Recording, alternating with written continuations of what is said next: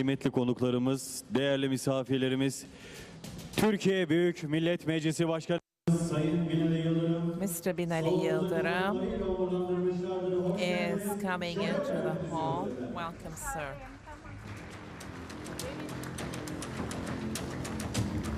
Ladies and gentlemen, the President of Turkey's Grand National Assembly, Mr. Binali Yıldırım, has just entered the room.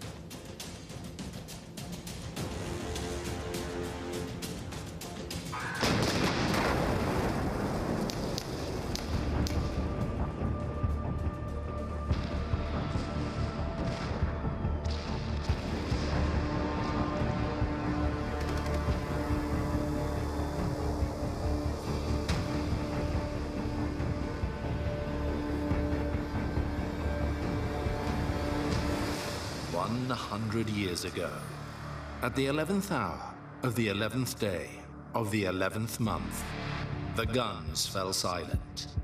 The war to end all wars was over.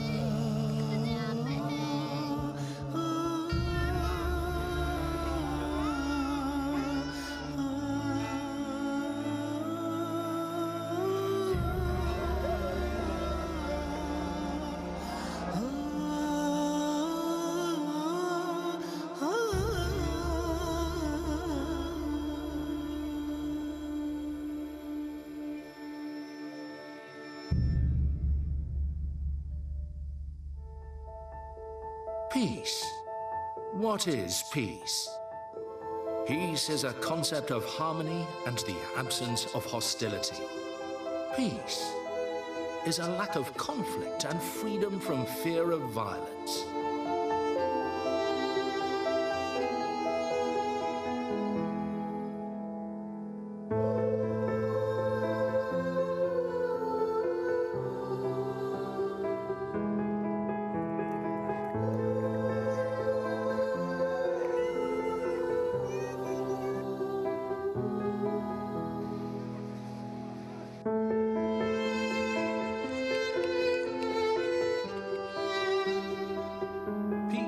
Stability is something we all yearn for.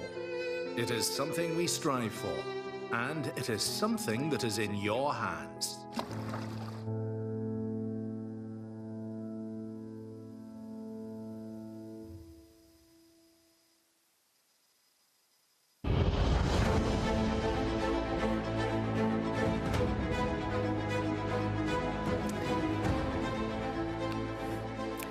Your Excellencies, distinguished guests, dear friends and colleagues, it is a great pleasure for me to welcome you all here on behalf of TRT World to this, the second annual TRT World Forum.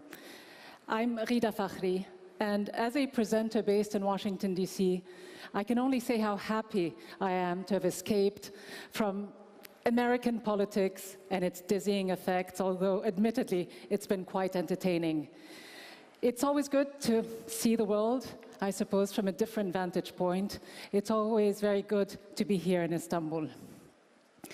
Although I do suspect that this year's theme, as we just heard, envisioning a peace and security in a fragmented world, will somehow take us all back to US and Washingtonian politics, whether we like it or not. I'm afraid from that, there will simply be no escape. But it is a critical and very timely discussion indeed. I think it's fair to say that the world has always been fragmented. Wars have shaped our history. This great city, Istanbul, once upon a time was at the very heart of imperial rivalries. Of course, today it is a bridge between East and West, between the worlds of Islam and Christianity, a much-needed bridge between different cultures and religions. So I think there can hardly be a more strategically or historically relevant and fitting place, I would argue even a more uplifting place for us all to meet and have this discussion. If our world is indeed fragmented today, if it is indeed fractured, and more so than it has been in the past, is it because of our growing interconnectedness? Is it because of the information revolutions that have so fundamentally shaped the way we live everywhere and anywhere in the world? Is it the explosion of trade and commerce between nations? The growing population pressures and the flow of migration between countries and continents? Is it the limited natural resources that the world has on offer and the threat that we ourselves pose to our own planet, to our ecology, to the climate?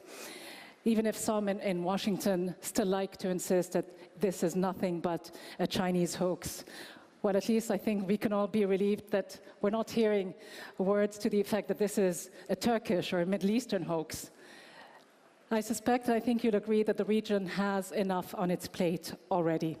Unresolved conflicts, as we just saw, humanitarian crises, and a struggle to cope with the extraordinary influx of refugees. All we need to do is look at the world around us. Look at Yemen, look at Syria, look at Afghanistan, look at Iraq, Libya, and of course a little further afield, Myanmar and the persecution of the Rohingya people there. I, like so many of my colleagues here at TRT World, are grateful for the opportunity that we have as journalists to shed light on some of these stories of tragic human suffering, to challenge the status quo where we can, and of course to hold those who make decisions that affect us all to account. So how do we share this common responsibility? How do we regain the sense of shared humanity and humanism in the face of the growing intolerance that we see around us? How do we stop these winds of disunity and division and hold to account those who are indeed sowing the seeds of bigotry, hatred, and racism? How do we use the power of the media, both old and new, not to reinforce the differences that of course exist between us, but to help us organize, to inspire us, to galvanize, and push us forward? Over the next 2 days, we will look at the lessons learned from the days of the erstwhile Ottoman Empire. Do they help us address the current threats that we face to the established global order, which many argue needs to be reformed, but also perhaps even more so, threats to our common, basic, decent humanity? How do we shape, in other words, a just and peaceful world rooted in fairer norms that reflect not just the interest of the traditional powers, but the interest of each and every one of us, interests of the world's emerging players as well?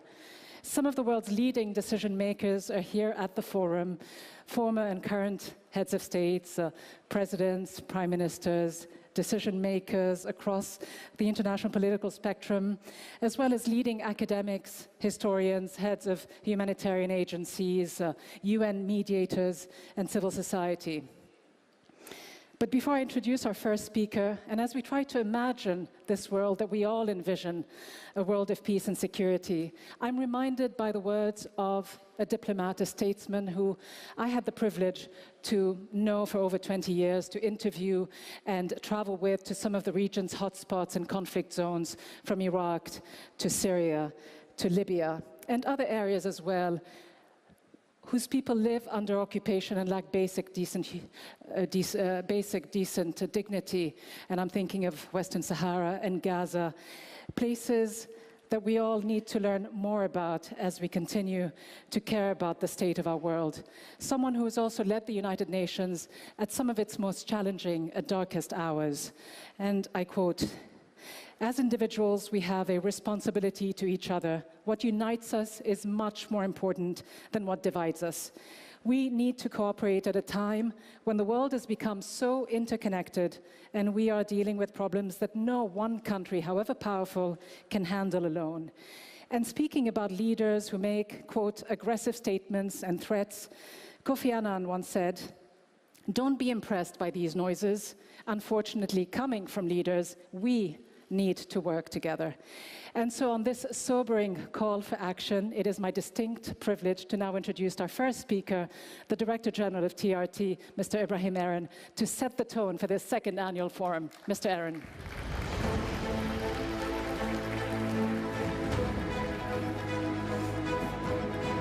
Thank you.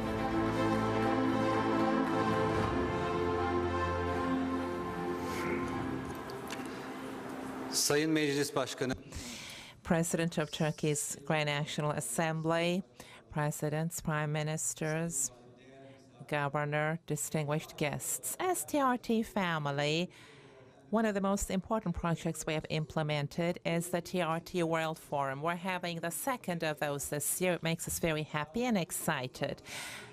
You distinguished participants who have honored our invitation, I would like to thank you on behalf of myself and my organization. Security and trust. We are challenged on a global basis. We're going to come together to discuss, and it's important to come up with solutions. So departing from this, last year we organized the first of these TRT World Forums, and we talked about the uncertainties of the world and the age that we live in, and we discussed how we can be inspired for change. I'm sorry to say that since last year, we have not been successful in establishing trust and security. Wars, humanitarian crises, discriminations, fragmentations have increased. In many different areas, there have been conflicts of interest and power, and this has continued to make the world unstable. Weapon cartels, interest lobbies, and terrorist organizations are continuing their existence and threatening human safety and security. It has cost thousands of lives, civil wars such as in Yemen and Syria. It's being felt all over the world.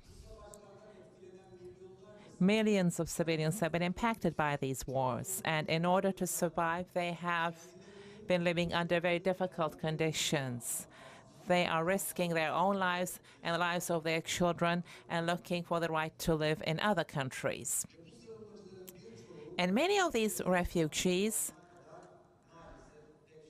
are not so fortunate as those coming to Turkey. UN has defined this as ethnic cleansing. The discrimination and terror that Muslims are subjected to are known, and a fair solution for Palestine is decreasing, and the living conditions of Palestinians are worsening, especially in Europe. In recent times, Islamophobia and xenophobia have been on the rise, and they have been causing new fragmentations every day. In addition to all of these, trade wars have exploded, and Western states are becoming more and more protectionist, and they have unilateral policies. This is all deepening this fragmentation, these problems. The biggest barrier in solving them is the fragmentation that has been taking place all over the world. And that is why in this year's forum, we said peace and security in a fragmented world. We're going to talk about how we can establish peace and security in this fragmented world once again. We believe that every individual will have a positive contribution. What we need for the solution of problems is more collaboration and solidarity. And the way to achieve this is to come together, discuss the issues, and to present new recommendations for a solution. TRT World Forum is ensuring a platform for this. That's the purpose. Our country has shown development over the past years, especially TRT World, TRT Kurdi, TRT Avaz. Our impact on the international arena has been increasing day by day. We are showing what is not being shown, and we are making people heard. This is what we're going to continue to do. Distinguished guests, throughout the next 2 days, there's going to be open and closed sessions. There will be specialists, experts participating from all over the world. Opinion leaders, academicians, activists will put the human being in the center, and they will try to come up with solutions accordingly. How we can reduce fragmentation is what they're going to talk about.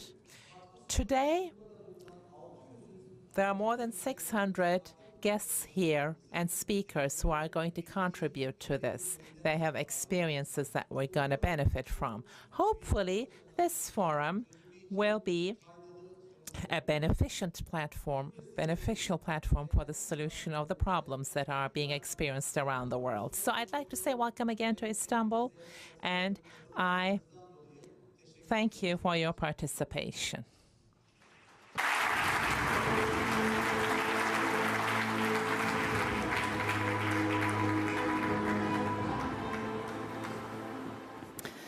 Director General Aaron, thanks very much indeed for these opening remarks and for putting in context many of the challenges we face, but also the opportunities that we have to shape the world. The role of the media, of course, as you say, being crucial in reflecting the reality that is so often drowned by the political noises that come from various capitals and centers of power. Now, from the role of the media to the role of governments at the local and national level, what role can Turkey play in bringing solutions to some of the most protracted conflicts raging in the region, and in addressing some of the underlying currents as well that have created some of the most intrusive, pernicious fault lines that separate us today? Our next speaker served as the last Prime Minister of Turkey between 2016 and 2018.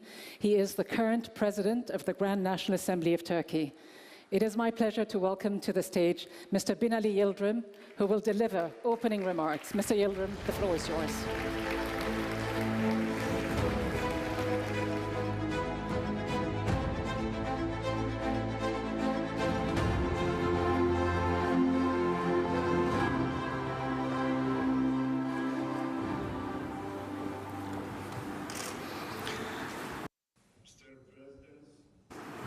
Prime Ministers, Ministers, distinguished guests, ladies and gentlemen.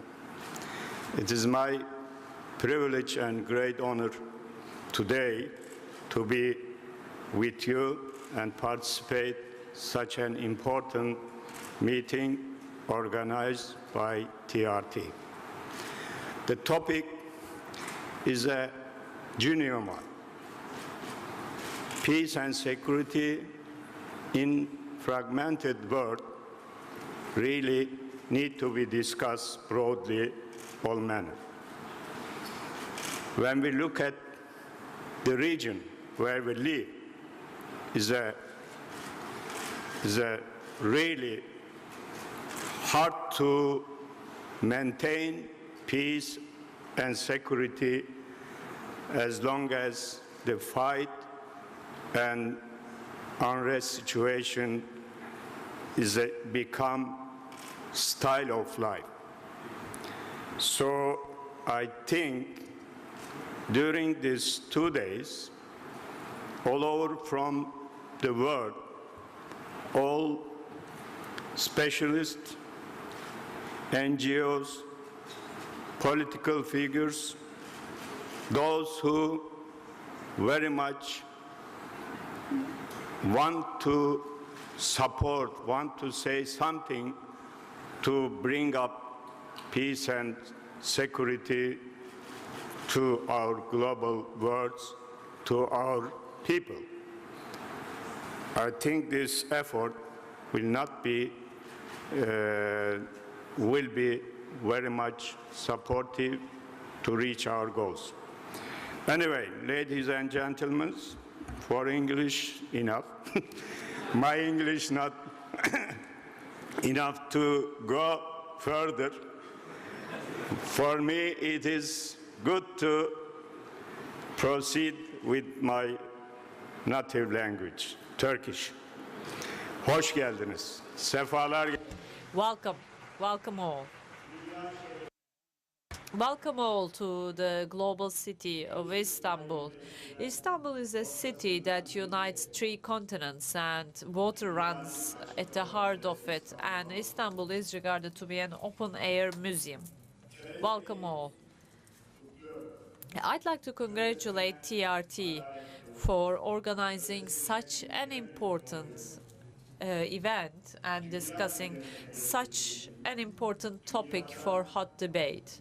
All around the world, we know that this is a crucial problem, and when TRT brings together people who are concerned about the current situation on the globe, I'd like to congratulate TRT for enabling this.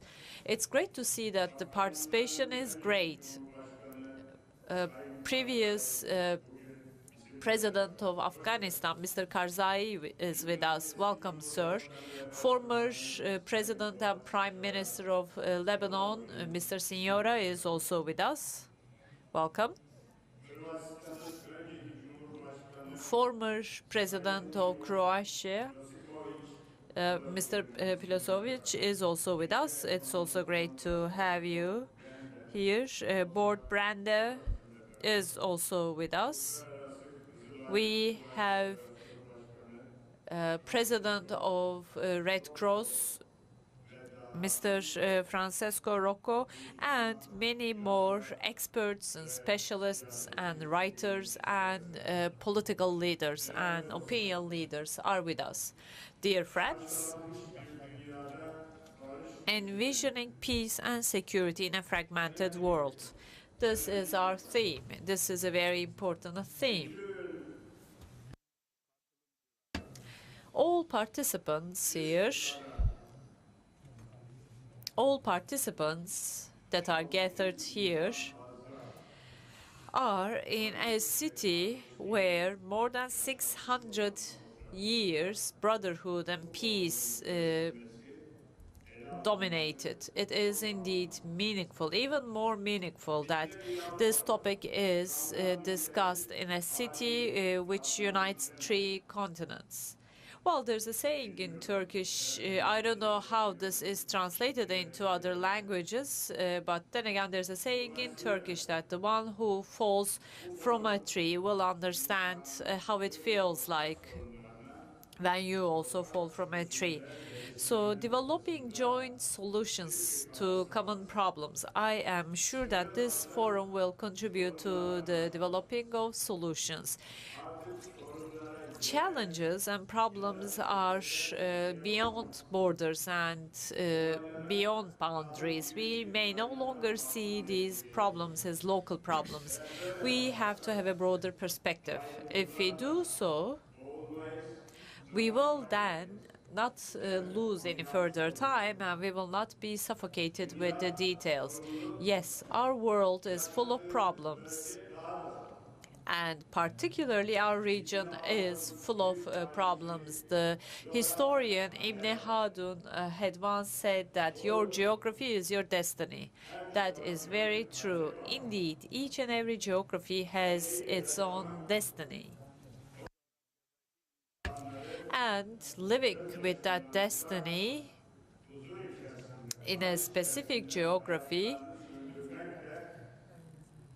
and making sure that these issues and challenges are resolved and that people do not shed tears. This is the responsibility of leaders such as ourselves.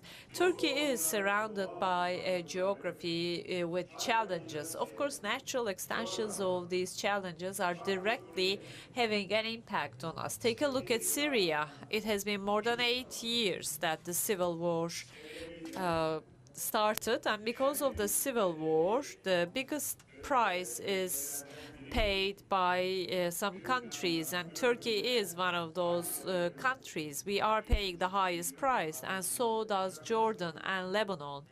3.5 million brothers and sisters. We have opened our arms and we have assisted them to survive. However, some countries are having a difficulty in understanding that. You have spent 30 billion, they say. They have difficulty in understanding. They can't understand because when it is about human beings, when it is about ensuring that people survive, money doesn't play an important role. Saving a person means saving the universe. This is our understanding. This is our motto. This is the reason why we do this. All around the world, there is turmoil, and we see that the level of development is not compatible. Natural resources are not shared equally and fairly. There are some advanced countries with state-of-the-art technology, and they have the fastest access to natural resources, and the other countries then are deprived of that.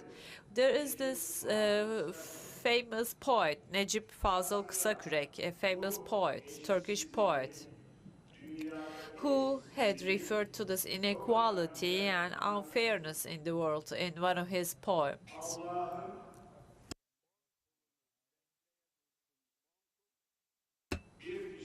Ten people may be waiting for the grace of God, but if 9 of them get this grace and 1 does not, this is not fair. So natural resources should be shared equally and fairly, and this is true for all world citizens. Otherwise, there's turmoil and there's unrest. The primary reason for unrest is not conflict or war. It at the same time is hunger and poverty and famine and unemployment and hopelessness. These are the reasons for this unrest. In underdeveloped countries, we see that problems are even deepened further on. According to research conducted all around the world,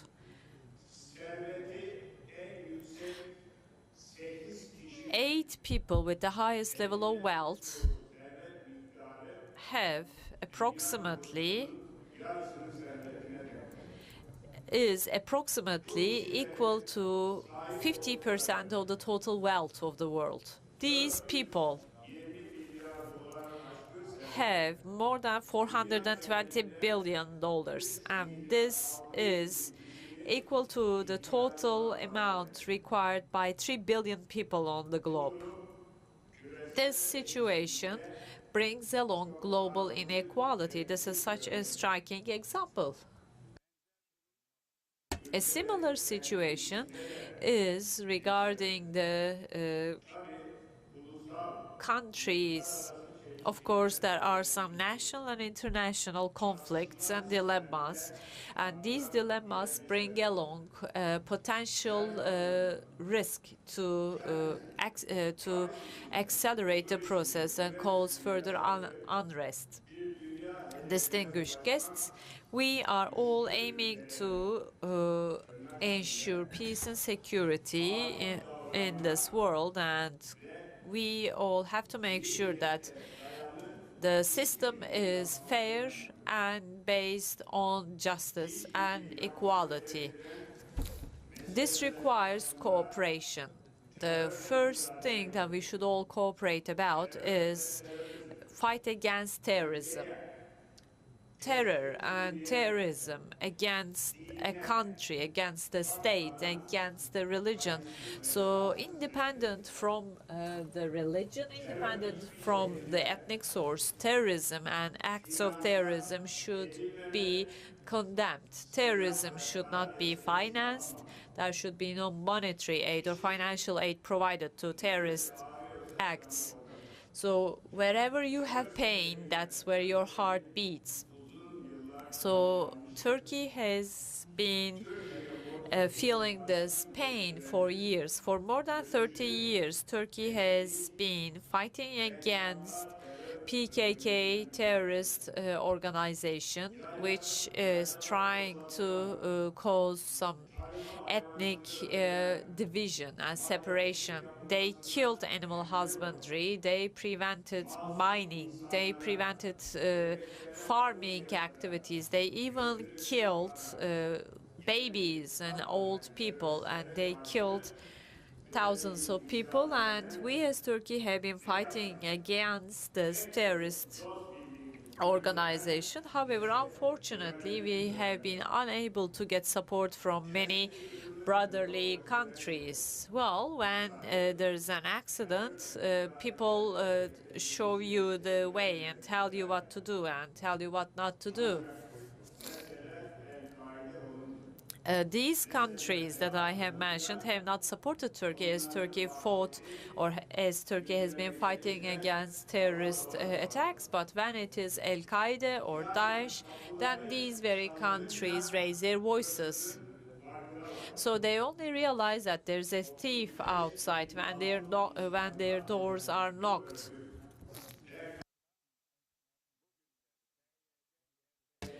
So 35,000 plus people have been killed, and unfortunately these terrorists are active in Syrian land and Syrian soil, and unfortunately their activities are being openly supported by US being an ally to Turkey in NATO and on other platforms. Thousands of arms and weapons and missiles and immunity are being provided to this terrorist organization. When we ask this question to them, our ally and brotherly country gives such an interesting answer. They say, we are not in a strategic partnership with them or cooperation with them. We are in tactical cooperation with them. That's just nonsense. There may be no explanation brought to cooperation with a terrorist organization, dear friends, dear colleagues. If we are willing to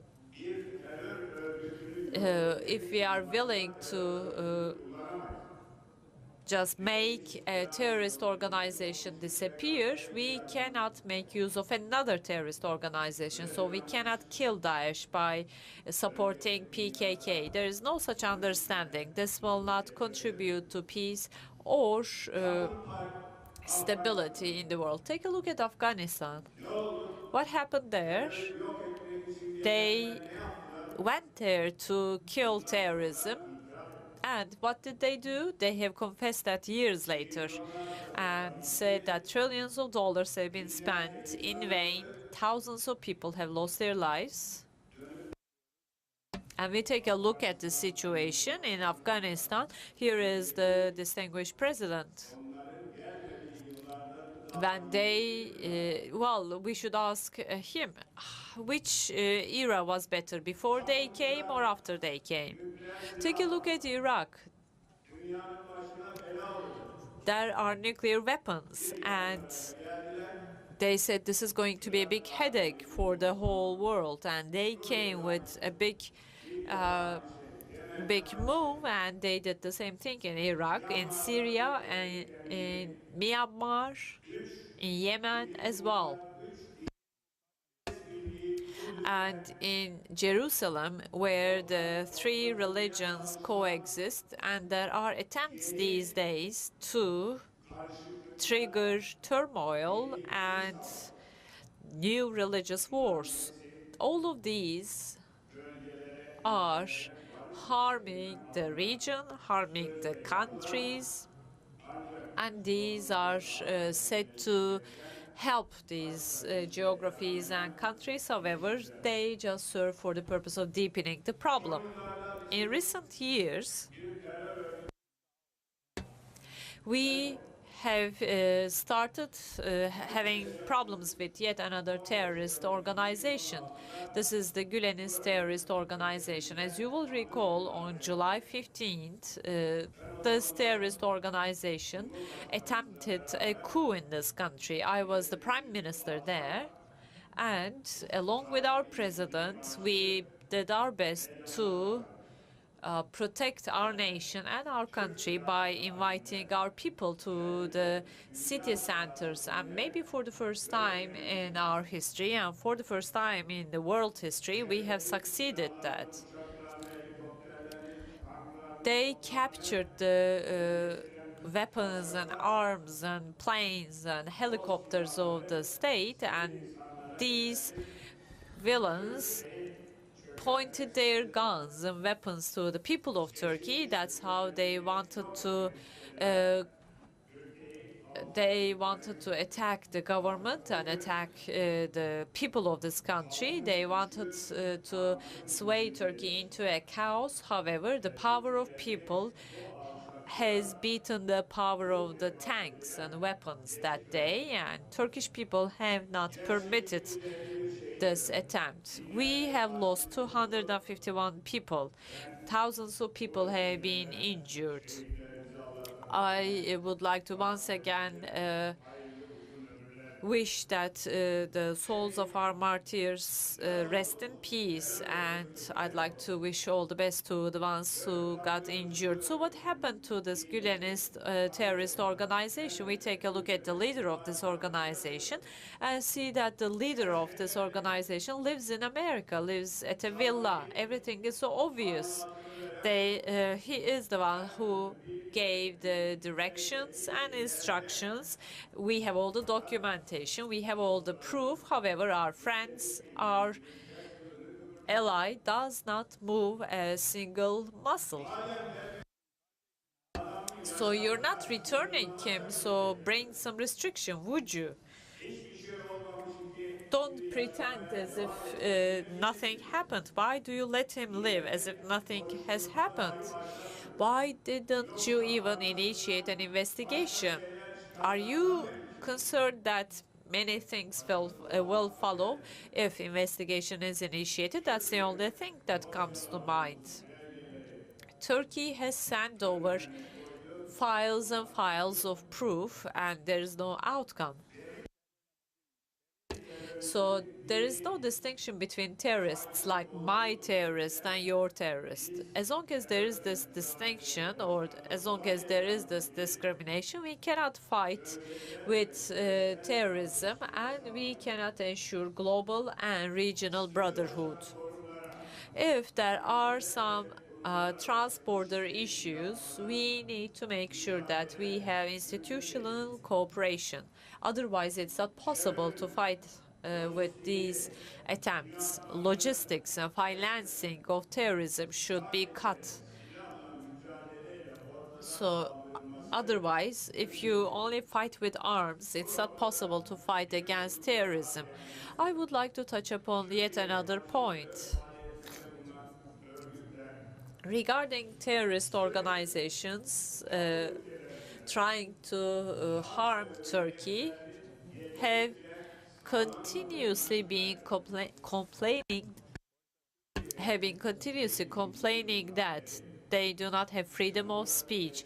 However, since 2002, we have been taking concrete steps for freedom of expression, for enjoying rights and privileges. We have undertaken many legal and constitutional changes. By now, it's impossible to close down political parties.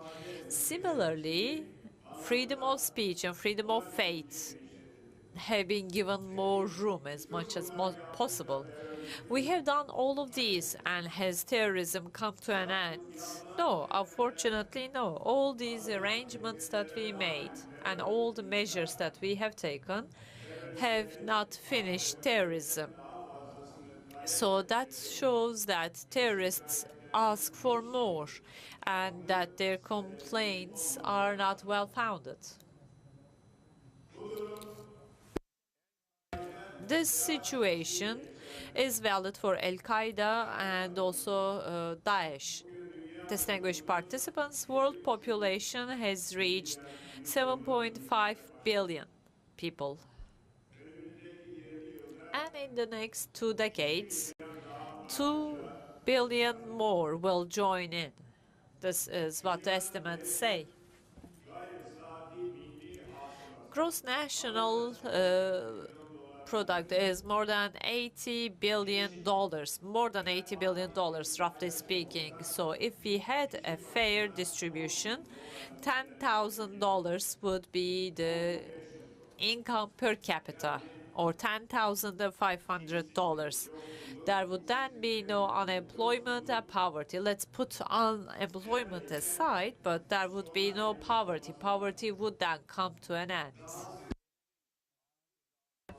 If income is generated and distributed equally, there would be no violence and there would be no wars. It wouldn't be at the same level. When that's the case, there would be no refugee crisis, there would be no illegal smuggling of people. This would be taken to a minimum level. People are not leaving their hometowns and their countries and jumping into an adventure. It's not in vain, it's for a brighter future. People are forced to do that, so people feel obliged to migrate so that they can have a brighter future. You cannot underestimate that. These problems are growing exponentially, and in today's world, unfortunately, we have this unforeseeable. We see that there are unforeseeable and unprojected problems that are developed by politicians. 700 million people are, even 800 million people are confronted with hunger. So what has to be done is to focus on reasons for these problems and challenges. It's not about looking for a mosquito. It's not about trying to catch the mosquitoes. It's instead to stop the mud and stop the generation of the mosquitoes. Well, it's all about status quo. After the Second World War, This status quo was established to prevent further wars. However, the status quo no longer meets the needs and requirements of the countries. The paradigm has shifted, and this has to be very well understood. There is an obligation to understand that. Our President, Mr. Recep Tayyip Erdogan, delivered a speech at the General Council of UN and said once again that the world is larger than 5. These 5 countries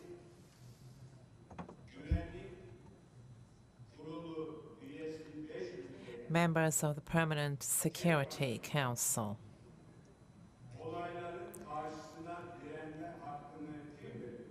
who gives them the right to resist the events around the world by themselves, these 5 countries. Innocent people die someplace, blood is shed. UN says, let's put an end to this, and somebody raises their hand and says, no. And the file is closed right there and then. This is no sustainable thing.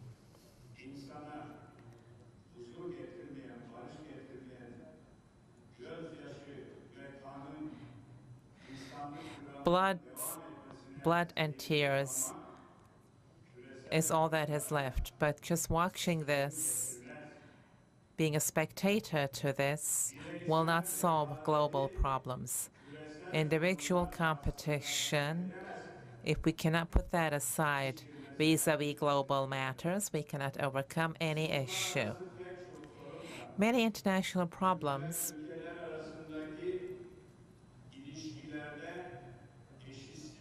is because of the inequality among countries. And at the point of eliminating this inequality, unfortunately, global diplomacy is inadequate. In the example of our neighboring country, Syria, in order to establish peace and security, those who have the power, organizations who have the power to do something, organizations with the power to decide on matters, have remained very inadequate. In Jerusalem, in Palestine,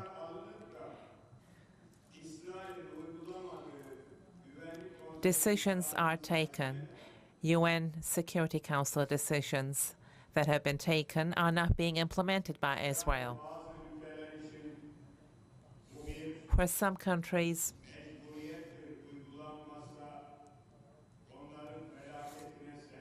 this is compulsory. You're going to say for some countries that these have to be implemented. These are binding decisions. And then when some countries do not implement those decisions, then there's no consequence. Okay, then how can people believe in this system, in this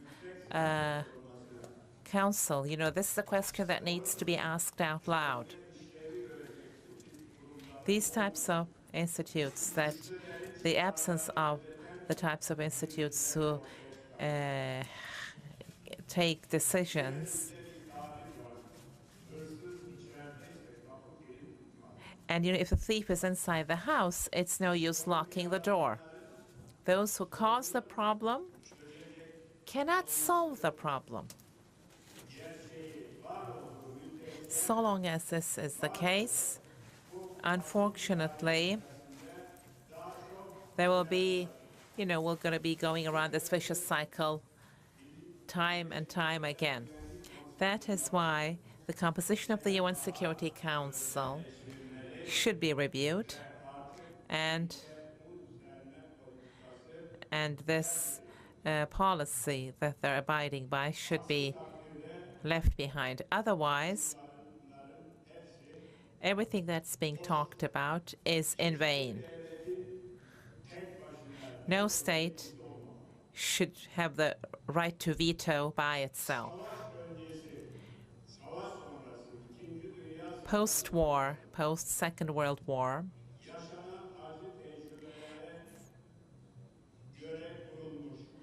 it has been founded on the principles of the bitter experiences that have been lived. That power to veto was introduced in order to prevent war.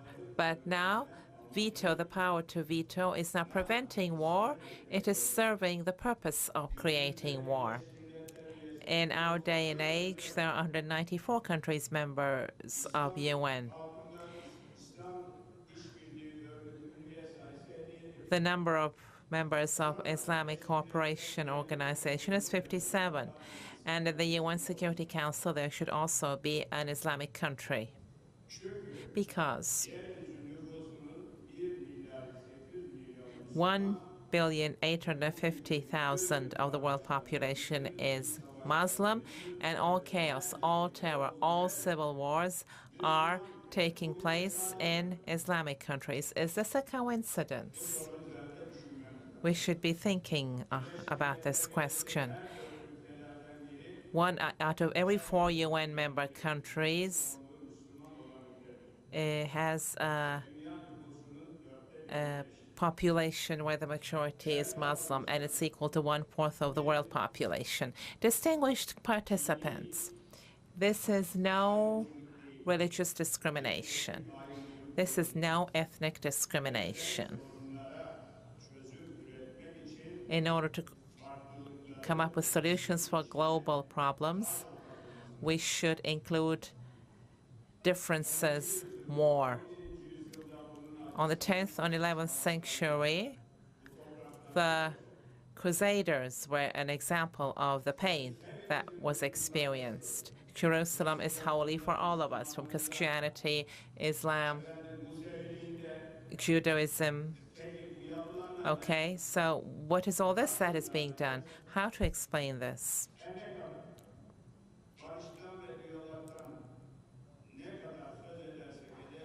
No matter how much we talk about peace and dialogue, the relations of some countries, they make it a tool to perpetuate the problems.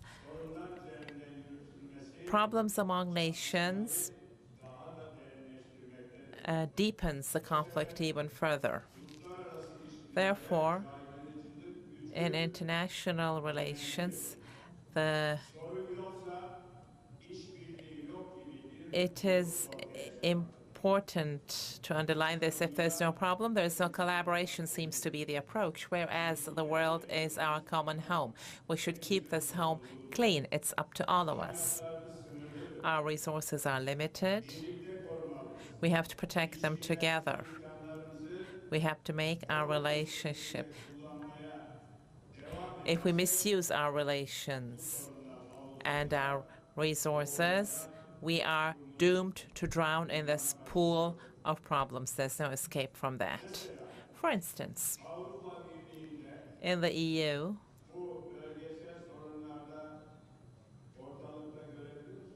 do you see them anywhere in those regional problems? They consist of 28 countries. EU is not sufficiently active in the solution, in the solving of international problems. What do we see? Europe is turning into itself. They're trying not to face the problems, and they are trying to rise the borders. This is what EU is turning into. EU's approach to the problems around the world is far from creating solutions. Economic and social reasons are present, of course. It's the nature of a lot of international problems, and because EU does not make its presence felt, all of these problems are developing even more negatively. Distinguished participants, it's not aliens who are going to be solving the world problems. All of these problems stem from humans. We have to solve these problems and establish peace and security and brotherhood. It's up to us to be able to achieve this. Every problem we cannot solve and postpone turns into a ball of fire which continues to hurt us. While we're at it, racism, Islamophobia, These are on the rise around the world. I'd like to touch upon those briefly. Racism and Islamophobia, it feeds the seeds of hatred among peoples. Racism is like fashionable among certain groups. Slogans, symbols, excesses, extremism are being encouraged, especially among the youth. This danger is recruiting young people into its ranks. We should be taking precautions.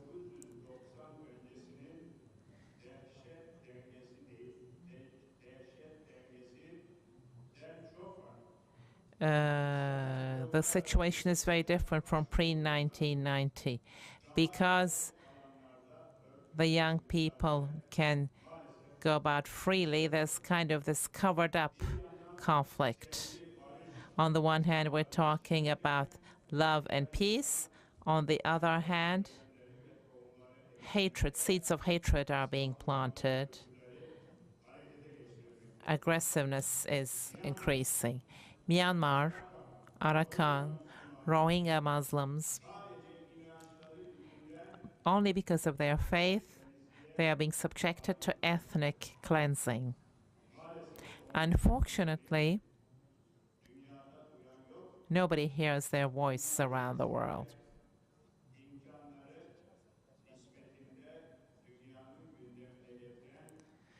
It's again Turkey who has done its best to make their voices heard. Such behavior should never be tolerated. Islam is the religion of peace. A Muslim is a man of peace. Some people using terror and violence under the guise of Islam is also making people suspicious towards Islam. The Western world should give up using the terminology Islamic terrorist. This is discrimination. This encourages terrorism. Terror has no religion or race or sect. All celestial religions prohibit killing human beings. That being the case, it's as if they're making it appear as if all terrorists come from an Islamic background. This is a global perception impression, which will not contribute to the struggle against terrorism or to global brotherhood. It only further deepens interreligious conflict, using Islam as a tool of fear. They use the excuse of faith and create conflict among people. These are not people of goodwill. These events are no coincidence, and the entire world, all humanity, should be sensitive to this. Those who plant the seeds of hatred among people will one day be the target of this hatred. We should not be forgetting this. I would like to remind this. Distinguished participants, no local or regional or global, we cannot talk of development on these levels anymore. Development models that target the joint development of the human being, they should be addressed on a global scale. The resources should be subjected to logical and rational planning, because if it goes like this, the states will not be able to manage the next 100 years. Development should be sustainable. Safety, security should be established. Resources should be protected. This is what we need. This has to be the common agenda of the world. We too, next week in Antalya, we're going to be having more than 40 countries, 26 heads of parliament will get together, and we will be discussing similar topics during this meeting. And what are those topics? Trade wars, money being used as weapon, and the assessment of developmental differences among regions. Agenda 2013 will be the title of this meeting, and we will be publishing a declaration. Distinguished participants, I am aware that I am taking too long. However, this is not an opportunity one gets all the time. There are valuable participants from all over the world, so I'm seeing this as an opportunity. And as Turkey, the president will deliver a closing speech and will underline what Turkey has been doing regarding this topic. However, what I'd like to explain is the following. Turkey has important responsibilities around the region. Regional chaos should be prevented from turning into a global instability. For this not to happen, we are working more than we usually do. Look at Idlib. Where is the world? Where is the UN? Millions of people are facing death there. Turkey took the initiative, convinced Russia, and the bloodshed was stopped. But this is not a sustainable thing.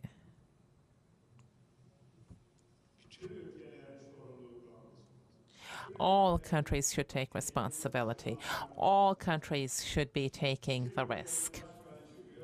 The president of a country goes and says to our neighbor, Iran, I don't like this nuclear agreement, I'm canceling it.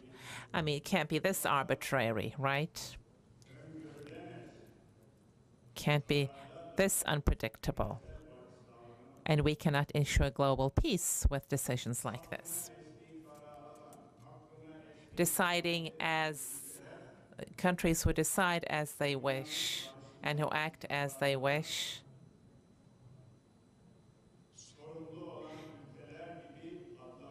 cannot be named as countries who are in charge of peace and security. Power means responsibility, not just for yourself, but for the peace of the entire world. You should be behaving more responsibly. And this is what we encountered recently. One day, they said our ministers cannot enter the states. These were ungrounded decisions. Turkey's export goods, additional taxes were introduced on them. Some defense tools and equipment they tried to restrict. Well, can this be?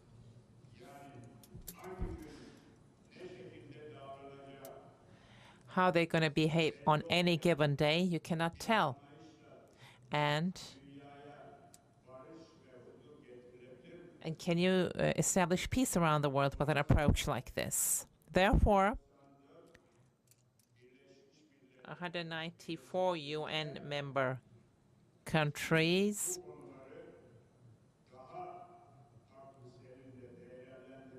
should evaluate the situation and these topics on a more rational level.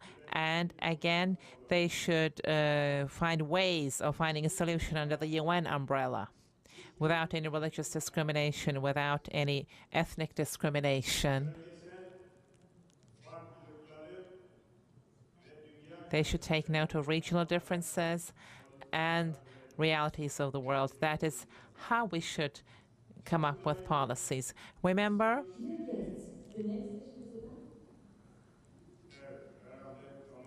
I guess they're telling me to finish, right? Is that a warning?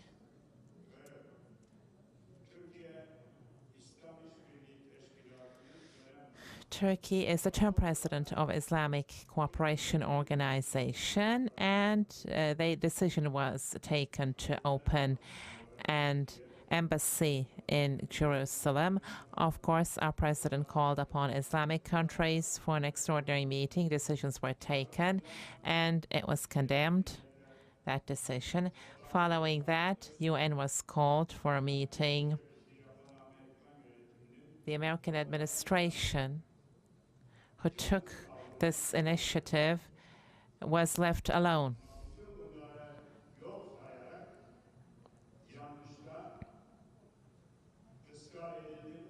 But have they insisted on that? Yes, they have. So what will happen from now on? Which problem have you been able to solve? Nothing. Therefore, UN should rapidly take the steps to gain more prestige in this regard. Expecting this from those who have established the status quo is no different from those who want to eat turkey on New Year's Eve. Other countries should be pushing for this. Countries who are paying the price should be pushing for this, and that's how the matter will be solved. As Turkey,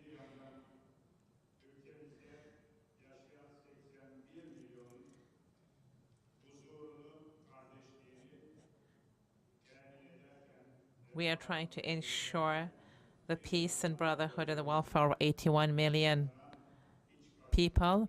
And on the other hand, we're trying to find solutions for the chaos, terror, and humanitarian tragedies that are taking place around us.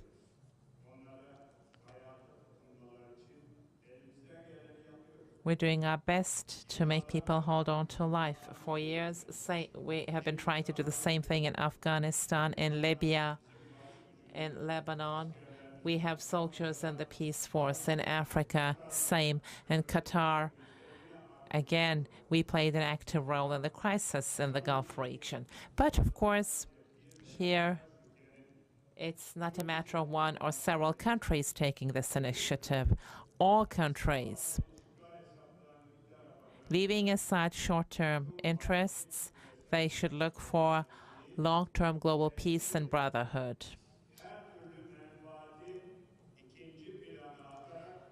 They should put interest in the background, and they should make decisions to make humanity thrive. So with these thoughts and feelings, I would like to thank TRT World who put this topic on the agenda. For 2 days, we are going to have the participation of a very elite crowd who are going to be discussing this topic. The general manager of TRT, the managers and the employees of TRT, I would like to thank the entire team on behalf of my country. Joint solutions for our joint problems. These types of meetings should be organized more frequently. There should be more awareness. No doubt, it is very important. And once again, I greet all participants. Thank you very much.